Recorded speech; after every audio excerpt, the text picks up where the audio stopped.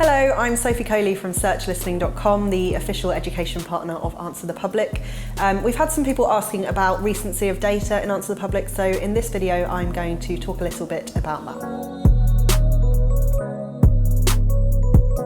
How recent is the data in Answer the Public? Now, to answer that question, I want to explain a little bit about where the data in Answer the Public comes from.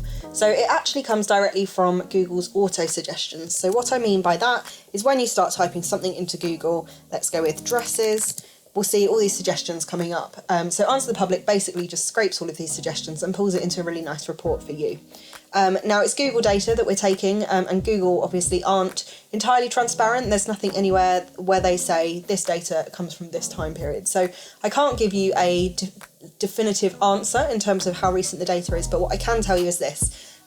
These auto suggestions are always very relevant, very fresh, and they're very reactive. So to give you an idea of what I mean by that, I am filming this video on the 4th of September in the UK. To give you a little idea of what's going on in the UK at the moment, there is a lot of debate going on about Brexit. Last night in Parliament, MPs had to vote as to whether they wanted to support Boris Johnson in not letting there be any debate about whether the UK went out of Europe on October the 31st without a deal.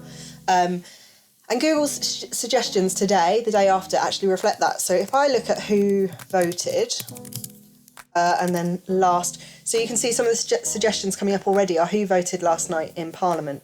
If I do how did someone vote and go back and put a space here, you can see down here we've got a suggestion around how did my MP vote last night. So that just demonstrates how recent and fresh Google keeps these suggestions. It's reacting to very, very topical, relevant events and things going on, whether it's in politics, in celebrity world, seasonality. You'll see stuff around Christmas, Easter, other kind of calendar events.